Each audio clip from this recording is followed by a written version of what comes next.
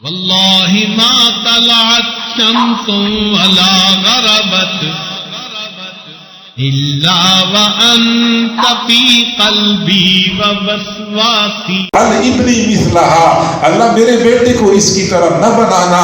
بچے نے دودھ پینا چھوڑ دیا، ایسے پیچھے مڑ کے دیکھا تو کہنے لگا اللہم اجعلنی مثلہا، اللہ مجھے اس کی طرح بنا دینا. خاتون حیران تھی، چھوٹا بچہ دودھ پینے والا عجیب و غریب باتیں کرتا ہے. تو بچے سے پوچھا کہ بیٹا آپ اس طرح کی بات کیسے کر رہے ہو؟ تو بچے نے کہا کہ پہلا بندہ جو جا رہا تھا، آگے پیچھے خادم نوکر جا رہے تھے، شان و شوکت والا، یہ بڑا ظالم جابر بندہ ہے، اللہ کے قہر اور غضب کا مستحق بندہ ہے، اس لیے میں نے کہا کہ اللہ مجھے اس کی طرح نہ بنا دینا. اور جس نوجوان لڑکی کو لوگ گھسیٹتا ہوا لے کے جا رہے تھے، اصل میں لوگ اس پر الزام لگا رہے تھے کہ تو نے بدکاری کی ہے، حالانکہ اس نے بدکاری نہیں کی ہے. اس لیے میں نے کہا کہ اللہ مجھے اس کی طرح بنا دینا. یہاں بھی ایک پاک دامن اور عفیف خاتون کی پاک دامنی کی گواہی دینے کے لیے اللہ نے ایک چھوٹے بچے کو مأمور فرمایا. جی ہاں، اللہ تعالیٰ عفیف اور پاک دامن لوگوں کا بڑا قدردان ہے. عفیف اور پاک دامن لوگ اللہ کو بڑے پیارے ہوتے ہیں. پھر قرآن پاک میں ایک عفیفہ، پاک دامن، عفیفہ کائنات، طاہرہ، مطہرہ حضرت عائشہ صدیقہ رضی اللہ تعالیٰ عنہ کا تذکرہ پایا جاتا ہے کہ جب ان پر تہمت لگی تو اللہ رب العزت نے کسی چھوٹے بچے کو پاک دامنی کی گواہی دینے کے لیے مأمور نہیں فرمایا، بلکہ اللہ نے بذات خود حضرت عائشہ کی پاک دامنی کی گواہی دی. قیامت کی صبح تک وہ آیات تلاوت کی جاتی رہیں گی، حضرت عائشہ کی پاک دامنی کی گواہی دیتی رہیں گی. اللہ تعالیٰ عفیف اور پاک دامن لوگوں کا بڑا قدردان ہے. ہمیں چاہیے کہ ہم بھی عفیف اور پاک دامن رہیں، عفت اور پاک دامنی کا اہتمام کریں. اللہ تعالیٰ کا ہم سے یہی مطالبہ ہے. لیکن آپ لوگوں کے ذہن میں یہ سوال پیدا ہو سکتا ہے کہ آج کل کے معاشرے میں، آج کل کے ماحول میں پاک دامن رہنا ممکن ہی نہیں ہے، بہت مشکل کام ہے. ٹھیک ہے، میں مانتا ہوں بندہ زنا تو نہیں کرتا، لیکن نگاہوں کا غلط استعمال یہ بھی تو آنکھوں کا زنا ہے. زبان غیر محرم کے ساتھ زبان سے بلا ضرورت غلط گفتگو کرنا یہ زبان کا زنا ہے. غیر محرم کی آواز کانوں میں آنا اور سننا یہ کانوں کا زنا ہے. تو یہ بھی تو عفت اور پاک دامنی کے خلاف ہے. تو آج کل کے زمانے میں عفیف اور پاک دامن رہنا بہت مشکل ہے، بلکہ ناممکن ہے. تو میں آپ سے بات عرض کروں کہ اللہ رب العزت نے اگر ہمیں عفیف رہنے کا حکم دیا ہے تو اللہ نے ہمیں عفیف رہنے کے لیے، پاک دامن رہنے کے لیے ایک نظام دیا ہے. اگر ہم اس نظام کے تحت زندگی گزاریں گے، اسی دائرے کے اندر زندگی گزاریں گے تو ہمارے لیے گناہوں سے بچنا کوئی دشوار نہیں ہوگا. اصل مسئلہ یہ ہے کہ ہم اس دائرے سے نکل جاتے ہیں، جب نکل جاتے ہیں تو غیر محفوظ ہو جاتے ہیں. اگر ہم اسی دائرے کے اندر رہیں تو پھر گناہ سے بچنا کوئی دشوار نہیں ہوتا. اب میں آپ سے عرض کروں کہ شریعت مطہرہ نے ہمیں عفیف اور پاک دامن رہنے کے لیے کیا نظام دیا ہے. تو سمجھ لیں، شریعت مطہرہ نے پہلے ہمیں ایک نظام دیا ہے اور بہت مجرب ہے اور فطرت کے اصولوں کے عین مطابق ہے. وہ ہے نکاح کا نظام. نکاح کا نظام، شریعت کی تعلیمات یہ ہیں کہ جب بچہ بالغ ہو جائے، بچی بالغ ہو جائے، وہ شادی کی عمر کو پہنچ چکے ہیں. جب پہنچ گئے اب شادی میں تاخیر نہیں کرنی. اب یہ شریعت نے ہمیں ایک نظام دیا ہے. اگر ہم اپنے معاشرے میں اسی نظام پر مضبوطی کے ساتھ عمل پیرا ہو جائیں تو میں کہتا ہوں کہ کافی حد تک گناہوں کا سلسلہ کم ہو جائے گا. مسئلہ یہ بنا ہوا ہے کہ ایک طرف بے حیائی، فحاشی اور عریانی زوروں پر ہے. انٹرنیٹ نے جلدی پہ تیل کا کام دیا ہے اور ہم اپنے بچوں اور بچیوں کی شادی میں خواہ کی خاندانی روایات اور معاشرتی رسوم کی بنیاد پہ دیر کرتے رہتے ہیں. تو ظاہری بات ہے کہ نوجوانوں کے لیے عفیف اور پاک دامن رہنا دشوار ہو جاتا ہے. خوراک ہماری ایسی بن چکی ہے کہ ہمارے بچے، ہماری بچیاں وقت سے پہلے جوان ہو رہے ہیں. ماحول ایسا بنا ہوا ہے، سکولوں کی تعلیم کا معاملہ ایسا ہے کہ پہلے زمانے میں 15 سال کے بچوں کو جو باتیں معلوم نہیں ہوتی تھی، آج 7 سال کے بچوں کو وہ سب کچھ معلوم ہو جاتا ہے۔ حالت یہ بنی ہوئی ہے، انٹرنیٹ نے نوجوانوں کو پاگل بنا دیا ہے، اور اس کے باوجود والدین کو اپنی ذمہ داریوں کا احساس ہی نہیں ہے کہ ہم نے اپنے بچوں کو عفیف اور پاک دامن زندگی گزارنے کے لیے کچھ کرنا ہے۔ لہٰذا بچہ اور بچی بڑے ہو گئے، اب مزید تاخیر کی گنجائش نہیں ہے۔ حضور صلی اللہ علیہ وسلم نے آج سے 14 صدیاں پہلے ایک خطرے سے ہمیں خبردار کیا ہے، فرمایا اذا خطب الیکم من ترضون دینہ وخلقہ، تمہارے پاس کسی ایسے بندے کی جانب سے رشتے کا پیغام آ جائے جس کا دین تمہیں پسند ہے، جس کے اخلاق تمہیں پسند ہیں، دین بھی تمہیں پسند ہے، اخلاق بھی تمہیں پسند ہے، فَزَوِّجُوهُ، فوراً اپنی بیٹی اپنی بہن کا نکاح کروایا کرو، پھر دیر نہ کرو، رشتہ دیا کرو۔ وَإِلَّا تَفْعَلُوا، اگر تم یہ کام نہیں کرو گے تَكُنْ فِتْنَةٌ فِي الْأَرْضِ وَفَسَادٌ عَرِيضٌ، زمین میں فتنہ برپا ہو جائے گا اور زبردست فساد نمودار ہو جائے گا، فتنہ برپا ہو جائے گا، زبردست فساد نمودار ہو جائے گا۔ میرے محبوب نے یہ بات صحابہ کرام کو ارشاد فرمائی تھی۔ صحابہ کرام جیسی مقدس شخصیات، مدینہ منورہ کا پاکیزہ ماحول، حضور صلی اللہ علیہ وسلم جس ماحول میں خود موجود ہوں، اتنا پاکیزہ ماحول، بے حیائی و فحاشی کا دور دور تک نام و نشان نہیں تھا، انٹرنیٹ کی خباثت ہی نہیں تھی، لیکن پھر بھی حضور نے فرمایا کہ شادی میں تاخیر نہ کرو، اگر تاخیر کرو گے فتنہ برپا ہو جائے گا اور فساد عظیم نمودار ہو جائے گا۔ اگر اس وقت رسول اللہ اس بات سے خطرہ محسوس کرتے تھے تو 14 صدیوں کا طویل عرصہ گزرنے کے باوجود والدین کہتا میرا بیٹا بڑا نیک ہے، میری بیٹی بڑی پاک دامن ہے، بڑی شریف ہے۔ جی ہاں، ہم جتنا نیک سمجھتے ہیں یہ ہماری خوش فہمی ہے، بلکہ میں یہ کہوں کہ یہ ہماری غلط فہمی ہے۔ ہمیں چاہیے کہ ہم اپنے بچوں اور بچیوں کی شادی میں تاخیر نہ کریں، ظلم نہ کریں، ان کے ساتھ زیادتی نہ کریں۔ تاخیر کیوں کرتے ہیں؟ خواہ مخواہ کی خاندانی روایات اور معاشرتی رسوم اور رواج کی بنیاد پہ ہم اپنے بچوں کو گناہوں کے دلدل میں دھکیل رہے ہوتے ہیں، اپنی بچیوں کو گناہوں کے دلدل میں دھکیل رہے ہوتے ہیں۔ یونیورسٹیوں کا ماحول اور کالجوں کا ماحول اور پھر ہمارے اپنے شہر کا ماحول اور پھر انٹرنیٹ کے نقصانات، سب کچھ ہمیں پتہ ہے۔ سچی بات یہ ہے اور افسوس کی بات تو یہ ہے کہ ہم دوسروں کے بچوں اور بچیوں کے بارے میں تو بڑے بدگمان ہوتے ہیں، پورے محلوں کے نوجوان بچوں اور بچیوں پر ہمیں نظر ہوتی ہے، کون کس وقت گھر سے نکلتا ہے اور کس وقت گھر واپس آتا ہے اور کون کیا کرتا ہے، اور اپنے بچوں کے بارے میں اتنے مطمئن ہوتے ہیں جیسا کہ ہمارے بچے تو فرشتے ہیں۔ تو لہٰذا ہمیں چاہیے کہ ہم اپنے بچوں اور بچیوں کی شادی میں تاخیر نہ کریں، ان کو عفیف اور پاک دامن رہنے کے لیے جلدی جلدی ان کی فطری ضرورت کو پورا کریں۔ میرے بھائیوں، یہ ایک فطری ضرورت ہے، ہم سب کو پتہ ہے۔ جس طرح بندے کو بھوک لگتی ہے، بندے کو پیاس لگتی ہے، اس طرح یہ بھی ایک فطری ضرورت ہے۔ اگر حلال طریقے سے میسر نہ ہو تو حرام کی طرف جائیں گے۔ اب مسئلہ یہ ہے کہ ہم نے نکاح کو مشکل بنا دیا تو پھر دوسری طرف بدکاری آسان ہو گئی ہے، تو معاشرے میں تو پھر بدکاری اور فساد کا گھڑ ہی بننا ہے۔ لہٰذا ہمیں چاہیے کہ ہم اس حوالے سے اپنی ذمہ داریوں کا احساس کریں۔ دوسری بات یہ ہے، شریعت نے ہمیں ایک نظام دیا ہے۔ نظام یہ ہے کہ خواتین کی جنس الگ ہے، خواتین کی جسمانی صلاحیتیں الگ ہیں، مردوں کی صلاحیتیں اور جسمانی قوا جدا ہیں۔ لہٰذا خواتین کی ذمہ داریاں گھر کی چار دیواری تک محدود ہیں، گھر کی چار دیواری سے باہر کے سارے کام یہ مردوں کی ذمہ ہیں۔ حضرت فاطمہ رضی اللہ عنہ کی شادی ہو گئی، حضور صلی اللہ علیہ وسلم شام کے وقت حضرت فاطمہ کے گھر تشریف لے گئے۔ حضرت فاطمہ اور حضرت علی رضی اللہ عنہ کے درمیان ان کے گھر کے کام کاج کو تقسیم کر دیا، ذمہ داریوں کو تقسیم کر دیا۔ فرمایا فاطمہ، گھر کی چار دیواری کے اندر جو کام ہیں وہ آپ نے کرنے ہوں گے، چار دیواری سے باہر کے سارے کام حضرت علی کی ذمہ ہیں۔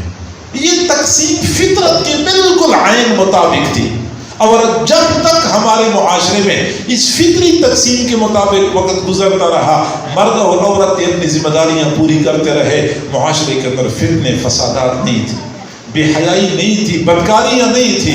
لیکن جب ہم نے اس فطری تقسیم کو چھوڑا، خواتین نے گھر کی چاردیواری سے باہر نکل کے مردوں کے شانہ بشانہ چلنا شروع کر دیا، تو پھر خواتین کی اپنی عزت خطرے میں پڑ گئی، معاشرے میں فساد اور بگاڑ پیدا ہو گیا، اور ہمیں کھلی آنکھوں سے نظر آتا ہے۔ اللہ رب العزت نے قرآن پاک میں صحابیات کو حکم دیا تھا، وَقَرْنَا فِي بُيُوتِكُنَّ، اپنے گھروں میں قرار پکڑ لو، اپنے گھروں میں قرار پکڑ لو۔ یہ خطاب صحابیات کو تھا، اور صحابیات حضرت آدم علیہ السلام سے لے کے آج کے زمانے تک دنیا کی تمام خواتین میں سب سے زیادہ نیک، صالح، عفیف اور پاک دامن خواتین تھیں۔ ان کو یہ حکم دیا جا رہا ہے کہ تم گھروں میں قرار پکڑ لو، وَلَا تَبَرَّجْنَ تَبَرُّجَ الْجَاهِلِيَّةِ الْأُولَىٰ، اور پرانی جاہلیت کی طرح بن سور کے اپنے حسن اور جمال کی نمائش نہ کیا کرو۔ ان خواتین کو یہ خطاب دیا جا رہا ہے کہ گھروں کے اندر سنبھل کے رہو۔ اگر اس زمانے میں کسی خاتون کے لیے گھر میں سنبھل کے رہنا ضروری تھا، تو آج کل کے پرفتن دور میں خواتین کے لیے گھر کی چار دیواری میں محفوظ رہنا کس قدر ضروری ہوگا۔ چنانچہ آپ لوگ سوشل میڈیا پہ، پرنٹ میڈیا پہ، الیکٹرانک میڈیا پہ معاشرے کی خرابی کا مشاہدہ کرتے رہتے ہیں، لیکن جتنے واقعات بیٹیوں کی عزتوں کے تار تار ہونے کے آپ کو ملتے ہیں، نظر آتے ہیں، سننے کو ملتے ہیں، تو 99% واقعات گھر کی چار دیواری سے باہر واقع نما ہوتے ہیں۔ گھر کی چار دیواری میں تو شاید ہی کوئی ایسا واقعہ پیش آتا ہو کہ گھر کے اندر لوگ گھس کے کسی خاتون کی عزت کا نقصان کر دیا، ورنہ 99% کے واقعات ایسے ہوتے ہیں جو گھر کی چار دیواری سے باہر واقع ہوتے ہیں۔ تو معلوم ہوتا ہے نا کہ جب خاتون گھر کی چار دیواری سے باہر قدم رکھتی ہے تو اس کی اپنی عزت بھی خطرے میں پڑ جاتی ہے، معاشرے کے اندر عفت اور پاک دامنی ختم ہو جاتی ہے، بدکاری اور بدکرداری کو رواج مل جاتا ہے۔ لہٰذا میں اپنی بہنوں اور بیٹیوں سے گزارش کروں گا کہ اللہ کے لیے اپنے آپ کو چار دیواری کی حد تک محدود کر لیں، عزت محفوظ ہو جائے گی، معاشرے کے اندر برائیاں کم ہو جائیں گی، دوسرے لوگوں کا ایمان محفوظ ہو جائے گا۔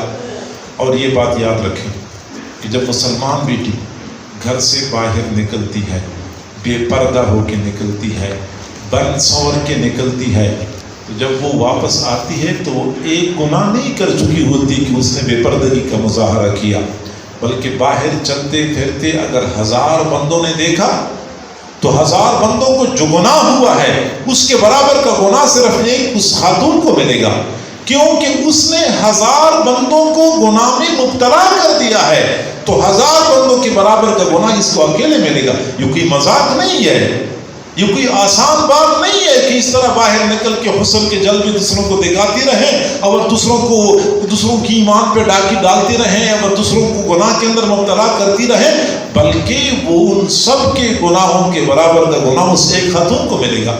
تو خاتون سوچے نا کہ میں جب گھر سے باہر نکلتی ہوں تو 1 گھنٹہ بازار میں پھرتے رہتی ہوں، تو 1 گھنٹے میں کتنے لوگوں کی نظر مجھ پہ پڑتی ہے اور کتنے لوگوں کی نظر میری ہو جاتی ہے، کتنے لوگ اللہ کی لعنت کے مستحق بن جاتے ہیں۔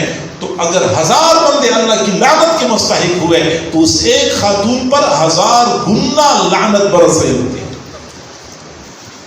گھروں کے اندر قرار پکڑ لیں، گھر کی چار دیواری بہترین حفاظت یا حصار ہے۔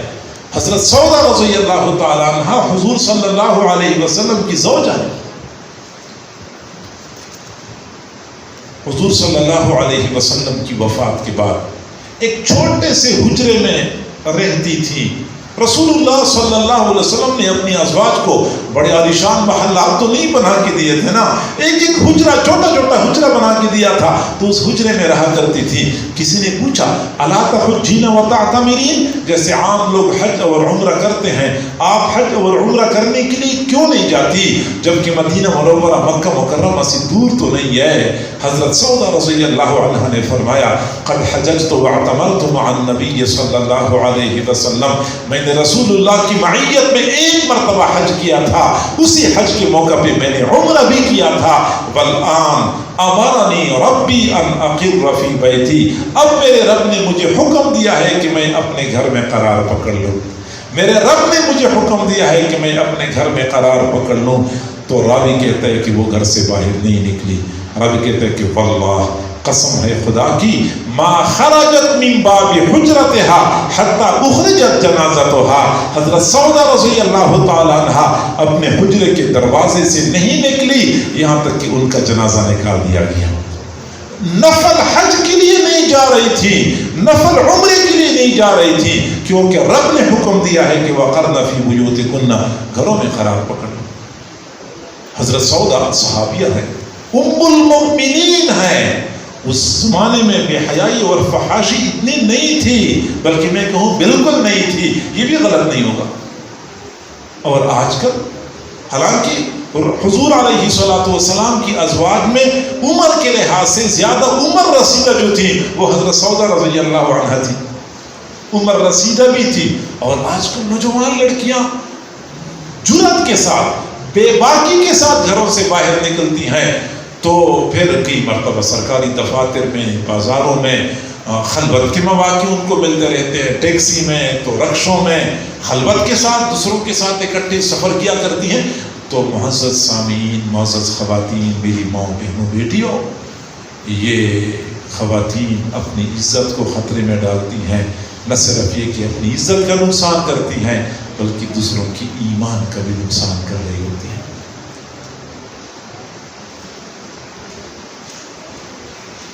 اور یہ بات یاد رکھیں کہ شیطان نے جب حضرت آدم علیہ السلام اور اما حوا علیہ السلام کو پہلی مرتبہ دھوکہ دیا، نتیجے میں حضرت آدم علیہ السلام کو اور اما حوا علیہ السلام کو جنت سے نکلنا پڑا.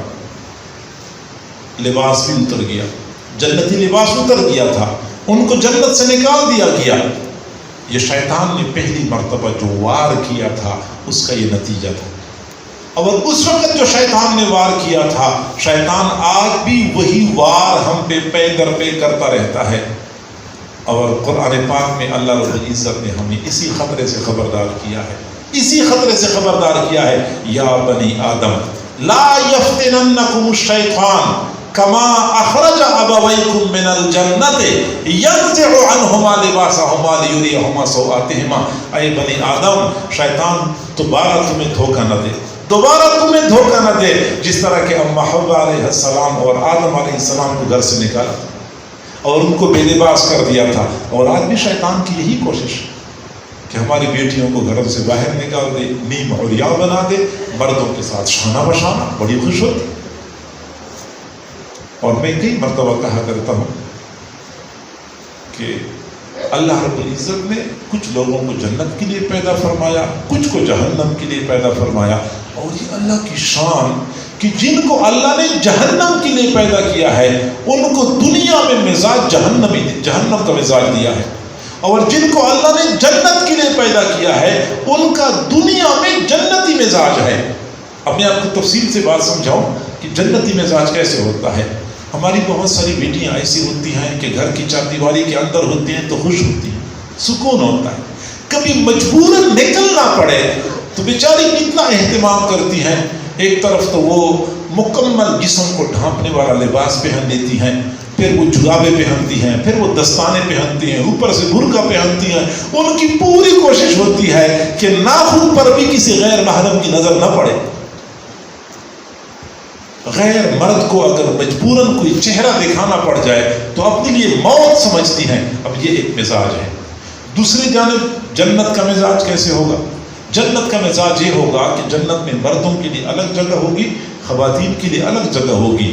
وہاں جنت میں مخلوط تقریبات نہیں ہوں گی. وَلِمَنْ خَافَ مَقَامَ رَبِّهِ جَنَّتَانِ، جو رب کے سامنے کھڑا ہونے سے ڈرا اس کو 2 جنتیں ملیں گی۔ روایات میں آیا ہے کہ ایک جنت مردوں کے لیے، ایک عورت خواتین کے لیے، گھر کی خواتین کے لیے ہوگی، تو لہٰذا 2 الگ الگ حصے ہوں گے۔ حور مقصورات فی الخیام، جنتی خواتین یہ حوریں ایسی ہوں گی کہ خیمے کے اندر محدود ہوں گی، خیموں سے باہر نکل کے حسن کے جلوے غیر مردوں کو نہیں دکھائیں گی۔ یہ جنتی مزاج ہے۔ ایک تو چاردیواری کے اندر محدود، لباس کتنا ساتر اور جسم کو چھپانے والا، 70,000 پردوں پر مشتمل لباس ہوگا۔ یہ جنتی مزاج ہے، لباس ساتر، گھر کی چاردیواری کے اندر خوش۔ دوسری جانب ہماری بہت ساری بیٹیاں ایسی ہوتی ہیں جن بیچاریوں کو گھر میں چین نہیں آتا، وہ ان کی کوشش ہوتی بہانے سے گھر سے باہر نکل پڑتی ہیں، پھر وہ بازار میں دکانداروں کے ساتھ، دفتر میں دوسرے افسران کے ساتھ اور غیر مردوں کے ساتھ بے محابہ گفتگو کرنا اور اختلاط کرتے رہنا، ان کو اس کی کوئی پرواہ نہیں ہوتی، بلکہ خواہش ہوتی ہے، چاہت ہوتی ہے، اچھا لگتا ہے۔ لباس بیچاریوں کا ایسا ہوتا ہے کہ اگر 5 گز سے لباس بن سکتا ہے، ان کی کوشش ہوتی ہے کہ 4.5 گز سے اس طریقے سے سوٹ بن جائے۔ اگر 4.5 گز سے بن سکتا ہے تو کہتے ہیں 4 گز سے کسی طریقے سے بن جائے۔ لباس باریک سے باریک تر، بال نظر آ رہے ہوتے ہیں، بازو نظر آ رہے ہوتے ہیں، عجیب و غریب فتنے کے اندر مبتلا ہوتی ہیں۔ برقعے کو تو وہ خیمہ کہتے ہیں کہ یہ خیمہ ہے، مجھ سے نہیں اٹھایا جاتا، مردوں کے شانہ بشانہ چلتی ہیں تو خوش ہوتی ہیں۔ اور دوسری جانب جہنم کا ماحول کیسے ہوگا؟ جہنم میں ایسا نہیں ہوگا کہ مردوں کے لیے الگ جگہ ہوگی، عورتوں کے لیے الگ جگہ ہوگی، بلکہ مرد عورتیں سارے اکٹھے، جسم پر ایک بالش کے برابر بھی لباس نہیں ہوگا۔ اور جیسے یوں لگتا ہے جیسے کہ آج سے ان کا مزاج ایسا بنایا جا رہا ہے، آج سے ان کا مزاج ایسا بنا ہوا ہے۔ میں ویسے اپنے تخیل میں کبھی کبھار سوچتا ہوں کہ اگر اس طرح کی بیٹیاں قیامت کے دن جنت کی طرف جانے کی کوشش کریں گے تو فرشتے کہیں گے نہیں، ادھر تمہارے مزاج کا ماحول نہیں ہے، تمہارے مزاج کا ماحول جہنم میں ہے۔ تم سے تو 5 فٹ کا برقع نہیں اٹھایا جاتا، نہیں اٹھایا جاتا تھا، تم کہا کرتی تھی کہ مجھ سے خیمہ نہیں اٹھایا جاتا۔ یہاں تو 70,000 پردوں پر مشتمل لباس پہننا ہوگا، یہاں تمہارے مزاج کا ماحول نہیں ہے، تمہیں تو گھر کی چاردیواری کے اندر چین نہیں آتا تھا، یہاں تو گھر کی چاردیواری میں خیمے کے اندر محدود رہنا ہوگا، لہذا تمہارے مزاج کا ماحول وہاں مخلوط تقریبات ہوں گی، لباس کی قیودات سے سب کچھ سارے لوگ آزاد ہوں گے۔ دنیا میں ایسا مزاج بن رہا ہے۔ میں بہنوں بیٹیوں سے خاص طور پہ گزارش کروں گا کہ معاشرے کو بدکاری اور بے حیائی سے پاک کرنے کے لیے تمہارا کردار بہت اہمیت رکھتا ہے۔ اگر بیٹیاں چاردیواری کے اندر محدود ہو گئی، میں کہتا ہوں کہ 95% گناہ ختم، 95% بدکاریاں ختم۔ بدکاریاں تو تب شروع ہوتی ہیں کہ جب یہ سلسلہ شروع ہو جاتا ہے، تو لہٰذا میں کہوں گا کہ چاردیواری کے اندر محدود رہنا یہ بھی اسلام کے عفت اور پاک دامنی کے نظام کا ایک حصہ ہے۔ اسی طریقے سے کسی غیر مرد کا کسی عورت کے ساتھ بغیر کسی ضرورت کی گفتگو کرنا شریعت اس کی اجازت نہیں دیتی، شریعت اس کی اجازت نہیں دیتی۔ قرآن پاک میں اللہ رب العزت نے صحابیات کو بلکہ ازواج مطہرات کو حکم دیا، رسول اللہ کی ازواج کو حکم دیا ہے کہ اگر تمہارے سے کوئی بندہ بات کرے فلا تخضعن بالقول، تو نرمی سے بات نہیں کرنی بلکہ کرخت لہجے میں بات کرنی ہے، کرخت لہجے میں۔ فیطمع الذی فی قلبہ مرض، پھر اگر تم لوگوں نے نرم لہجے میں بات کر لی تو جس کے دل میں بیماری ہے وہ اپنے دل میں کوئی تما پیدا کر دے گا، میلان اختیار کر لے گا۔ اگر امہات المؤمنین کو حکم دیا جا رہا ہے کہ تم لوگوں نے غیر مرد کے ساتھ نرم لہجے میں گفتگو نہیں کرنی، کرخت لہجے میں بات کرنی ہے، تو پھر آج کل اس وقت صحابہ کرام سے ازواج مطہرات بات کرتی تھی، پردے کے پیچھے بات کرتی تھی، تو آج کل یہ جو عزتوں کی لٹیرے، یہ ڈاکو، یہ بھیڑیے نوجوان بڑے سبز باغ دکھاتے ہیں لڑکیوں کو، اور ان لڑکیوں بیچاریوں کو پتہ ہی نہیں ہوتا کہ اس نوجوان نے مجھے کتنا بڑا نقصان پہنچانا ہے اور کتنی بڑی قیمتی سرمایہ سے مجھے محروم کر دینا ہے۔ اور نوجوان ایسے ہی کرتے ہیں، اپنی ضرورت پوری کر کے اس کو پھر بالکل لا تعلق ہو جاتے ہیں۔ تو کوئی بھی نوجوان کسی لڑکی کو متوجہ کرتا ہے تو بیٹیوں کو چاہیے کہ وہ سمجھ لے کہ یہ کبھی میرا خیر خواہ نہیں ہو سکتا، کبھی بھی میرے ساتھ مخلص نہیں ہو سکتا، یہ بہت باتیں کرتے رہتے ہیں، بہت باتیں کرتے ہیں، لیکن اپنی ضرورت کی حد تک معاملہ ہوتا ہے۔ تو میں کہوں گا کہ نہ فون پہ گفتگو، نہ کبھی بلا ضرورت آمنے سامنے گفتگو، یہ شریعت کے نظام عفت کا تقاضا ہے۔ میرے گفتگو کا خلاصہ یہ کہ شریعت نے ہمیں عفیف اور پاک دامن رہنے کا حکم دیا ہے، اور عفیف و پاک دامن رہنے کے لیے ہمیں ایک نظام دیا ہے۔ اس کے لیے نکاح، پھر مرد و زن کے اختلاط پر پابندی، مردوں کے الگ جگہ دائرہ کار، خواتین کا الگ دائرہ کار، مرد اور خواتین کا کسی قسم کا رابطہ کرنا موبائل فون کے ذریعے یا کسی بھی طریقے سے رابطہ کرنا شریعت اجازت نہیں دیتی۔ اگر ان امور کا اہتمام کیا جائے تو عفیف اور پاک دامن رہنا آسان ہو جاتا ہے۔ اللہ تعالی ہم سب کو سمجھنے اور عمل کرنے کی توفیق عطا فرمائے۔ وآخر دعوانا ان الحمد للہ رب